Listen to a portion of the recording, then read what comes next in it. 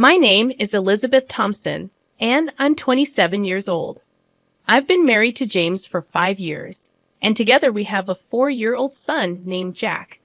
Initially, I worked full-time after our marriage, but now I transitioned to a part-time role at the same workplace where James is employed. James and I began dating due to his persistent pursuit, which eventually led to our marriage. However, things changed after we tied the knot.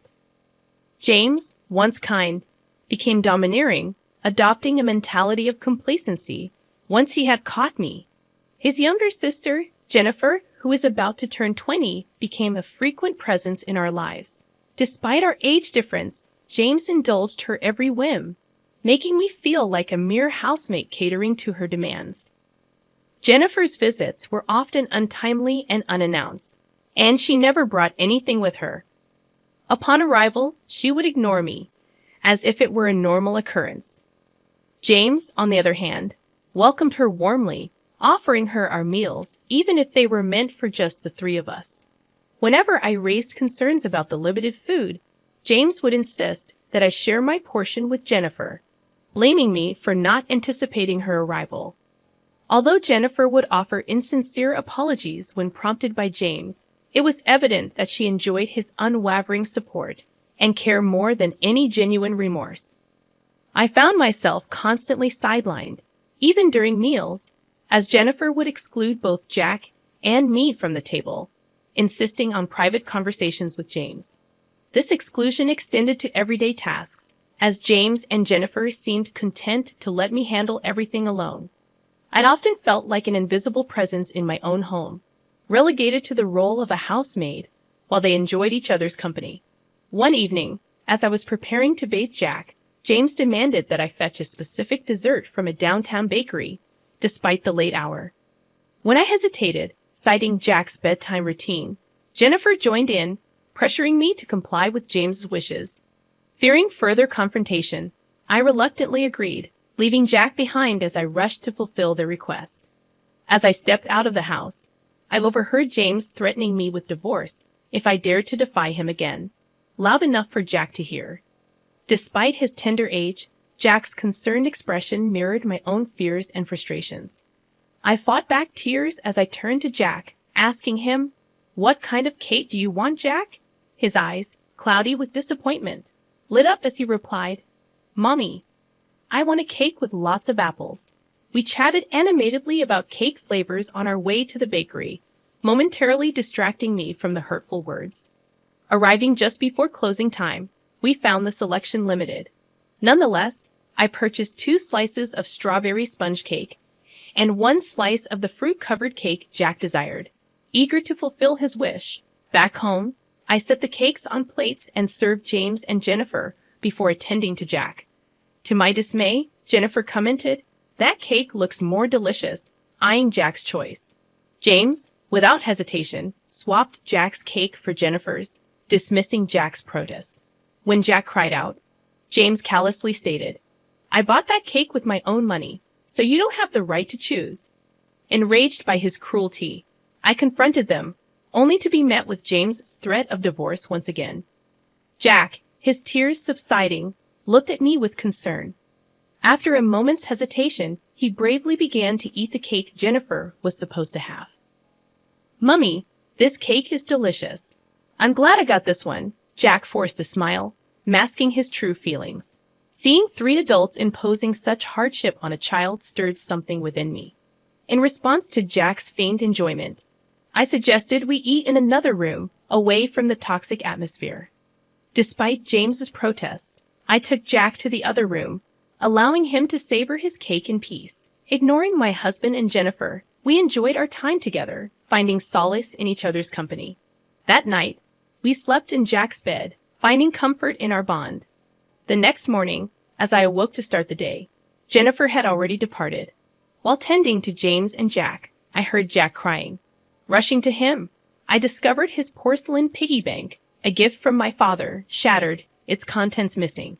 Every night, Jack would bid goodnight to that piggy bank, a cherished routine now shattered. I had watched Jack bid goodnight to his piggy bank the previous evening, a small ritual he cherished. With a sinking feeling, I suspected James, who was in the living room, might know something about its sudden demise. So without delay, I questioned him. His response was callous, lacking any hint of remorse. She just needed a bit of money, so she broke the piggy bank, he stated indifferently, as if it were inconsequential. As Jack cried, I tried to console him, but soon found myself overcome with tears, unable to hold back the flood of emotion. I could endure the mistreatment from James and Jennifer, but seeing Jack left unprotected and wondering what he meant to James filled me with a sadness and anger I had never known. A mix of emotions surged within me, overwhelming my composure. As Jack and I wept, James chided, "Don't make me feel gloomy first thing in the morning," his words laced with irritation. Losing my patience, I confronted him openly, condemning his actions. "Don't you think what you did is wrong, even seeing Jack crying like this?" I exclaimed, breaking my resolve to shield Jack from marital discord. James, without a word, retrieved a document from the bedroom, a divorce form. "Shoving it at me," he declared. "If you're not satisfied with what I say and do, let's get a divorce," before storming off to work. Jack, who had never before cried over matters involving James and Jennifer, had been inconsolable since last night. I, too, had surpassed the limits of my patience. "Jack, let's take a break from daycare today, okay?" I suggested, hoping to provide him some comfort. With a resounding yay, Jack eagerly agreed, thrilled at the prospect of spending the date with me. As he nestled on my knee, his innocent gaze filled me with a sense of serenity, reminding me of the boundless patience harbored within a child's heart. Together, we decided to indulge in a day of play, to release the pent-up frustrations that weighed heavily upon us. Though I knew it would inconvenience my work, I felt it was the best course of action for Jack. After explaining the situation to my employer, we spent the day at the park, exhausting ourselves with laughter and games. By lunchtime, we returned home, where Jack, unusually clingy, nestled in my lap like a baby, finding solace in our shared embrace. I had originally planned to tackle some household chores while Jack napped. However, sensing the significance of the day, I decided to seek solace in watching Jack's peaceful slumber instead. Suddenly, the sound of the front door unlocking startled me. It was too early for James to be home. Hastily grabbing a nearby bag, I retreated to the bedroom closet, cradling Jack in my arms. Straining my ears, I discerned a familiar voice, Jennifer. She seemed to be searching for something, her rummaging filling the air with tension. Peeking through the slightly opened closet door, I observed Jennifer's actions and listened to her muttered frustrations. After a flurry of noisy activity, she made a phone call, expressing her inability to find what she was looking for. With a resigned sigh, she mentioned bro, before finally leaving and locking the door behind her. Emerging from the closet, I gently laid Jack on the bed, pondering the intrusion. What could James and Jennifer be searching for? And why did Jennifer have a key? I felt a wave of unease, as if James had become a stranger. In a rush, I packed Jack's essentials into the bag I had grabbed. Just as I finished, Jack stirred awake. "Jack, let's go to Grandpa's house," I said, taking his hand and hastily making our way to the station. Within moments, we were on a train headed to my parents' home, just 2 stops away. Arriving unannounced, my parents were surprised to see us. Jack wasted no time in playing with the family dog, his laughter easing my tension. As I explained the unsettling events to my parents, I couldn't shake the feeling of fear that lingered. I wondered if Jennifer's search was for something personal, perhaps my banking card from my single days. I became increasingly convinced that the missing item Jennifer and possibly James were searching for was indeed my banking card from my single days. This suspicion stemmed from the fact that I had once run a successful online shop for handmade goods, which had flourished with the help of friends I'd invited into the business. As my shop gained popularity and recognition, I had made plans for my trusted friends to manage it while I focused on motherhood. Balancing part-time office work with my responsibilities at home, I had kept my role as the company's president hidden from James. Despite his knowledge of my entrepreneurial past, I hadn't disclosed my continued involvement in the business. This secrecy stemmed from issues that arose after our marriage, James, who had a habit of spending his entire salary with no savings, had pressured me to become a full-time homemaker. Unwilling to accept his terms, we had settled on my working part-time. However, he had insisted I sign a contract limiting my claims to marital property, leaving me financially vulnerable. Throughout our marriage, I had received only a meager allowance for household expenses, covering the child's needs from my own earnings. James' presumption that I still had savings from my single days likely fueled his and Jennifer's search for my banking card. Nevertheless, I had taken precautions to safeguard my assets. I had a separate savings account for our child, to which I regularly contributed. The banking card they sought would yield nothing, as I had stored it in the family safe at my parents' home, following my father's advice. However, another concern arose when Jack tearfully confessed to breaking a piggy bank gifted by my father, failing to save money as promised.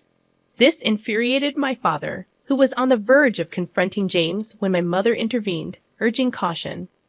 With no concrete evidence, acting rashly could worsen the situation, especially given James's casual mentions of divorce. This insight prompted me to reassess the situation, considering the implications of my husband's actions and Jennifer's unexpected intrusion. Fearing that James might exploit any perceived wrongdoing on our part to his advantage in the divorce, I made the decision to record their conversation, hoping to uncover their true intentions. In the meantime, my parents sought advice from a trusted family lawyer, a longtime friend of my father. Upon our return home, I began preparing dinner as usual, with my phone discreetly recording the unfolding events. True to expectations, James's first question was about the whereabouts of the banking card. When I pressed for an explanation, the conversation quickly escalated. He grew visibly agitated, demanding all my part-time earnings, citing my sister's supposed troubles as justification. Refusing to comply, I explained that I was saving for our child's future. In response, James thrust divorce papers at me, accusing me of arrogance and implying his sister's importance over Jack's well-being. Silently, I halted my dinner preparations, stashing the divorce papers in the bag I had packed earlier. Taking Jack's hand, I headed for the door, ignoring James' ultimatum. He warned me not to return, emphasizing his seriousness about the divorce, citing his discomfort with Jennifer's unrestricted access to our home. Leaving behind the familiarity of our home, I was bombarded with calls and emails from James, all of which I ignored as we made our way to my parents' house. There, I shared the recording with them and presented the divorce papers James had given me. Discussing our options, my parents acknowledged the potential harm a divorce could inflict on Jack's tender heart. Lost in contemplation, Jack's innocent request for food broke through the tension. My mother swiftly prepared his favorite dish, hamburgers, tears welling in my eyes as I realized the depth of my emotions. The floodgates of my emotions burst open, and I found myself unable to stem the tears. Jack's enjoyment of the hamburger was palpable, his grin stretching from ear to ear as he expressed his wish to have Grandma's hamburgers every day. "It's because Grandma fills them with so much love," he proclaimed, offering me a bite-sized piece with an earnest smile. As I tasted the familiar flavors, Jack's tender words melted my heart even further. "This hamburger is filled with love. Isn't it tasty, Mommy? Please don't cry," he pleaded, his concern touching me deeply, but his compassion only brought forth more tears from me. Sensing my distress, my father intervened, explaining to Jack that my tears were tears of joy, moved by his thoughtful gesture. He reassured Jack that family moments like these were precious and brought immense happiness. In a poignant moment, Jack expressed his understanding, feeling more love from our family than from his father. Embracing the concept of divorce with a maturity beyond his years, he found solace in the warmth of our family. Even back at my parents' house, Jack found comfort in our aging dog Max, declaring him as his little brother. With a sense of resolution, I made the decision to proceed with the divorce, knowing it was the best path for our family's well-being. The following day, as Jack slept soundly beside my father and Max, I shared a bed with my mother, finding solace in the familiar comfort of her presence. We reminisced about cherished childhood memories until sleep claimed us. Upon waking, I braced myself for the flurry of messages from James. Over 200 missed calls and emails awaited me, ranging from harsh criticisms to desperate pleas for reconciliation. Despite the uncertainty, I remained steadfast in my decision to prioritize the happiness and stability of our family. Feeling the weight of the situation, I switched off my phone once again, temporarily shutting out the chaos of messages and calls. Later that afternoon, my lawyer arrived, and we delved into the intricacies of my predicament, solidifying my resolve to proceed with the divorce. With solemnity, we signed the necessary documents, setting the wheels of legal separation in motion. The following day, my lawyer met with James to discuss the terms of our divorce. 2 days later, he returned to my parents' house with updates. The outcome was revealing and disheartening. Jennifer's troubles ran deep, stemming from a shopping addiction and involvement with questionable establishments. James, acting as her guarantor, had been entangled in her financial mess. Their plan to utilize my savings to alleviate their debts was laid bare. Despite his earlier resistance to the divorce, James appeared to have a change of heart, expressing regret and sorrow. He agreed to a fair child support arrangement for Jack, acknowledging his responsibility. In a brief but emotional conversation, James confessed his misguided priorities and misplaced loyalty to Jennifer. He lamented the strained relationship with Jack and expressed a desire for reconciliation. However, I remained resolute in my decision to move forward with the divorce, firmly closing the door on any chance of reconciliation. After our conversation, I embraced a fresh start, leaning on the support of my parents as I navigated the transition. Jack's well-being remained my priority, and I ensured his smooth transition to a new daycare. Meanwhile, I revitalized my career as a businesswoman, seizing the opportunity for personal growth and empowerment. As for James and Jennifer, I could no longer remain silent about their actions. I informed my in-laws, who, in a justified fury, decided to sever ties with them. Now living in modest circumstances, James and Jennifer faced the consequences of their choices, their once strong bond now fractured by blame and resentment. Their downfall served as my own form of retribution, a reminder of the consequences of betrayal and greed.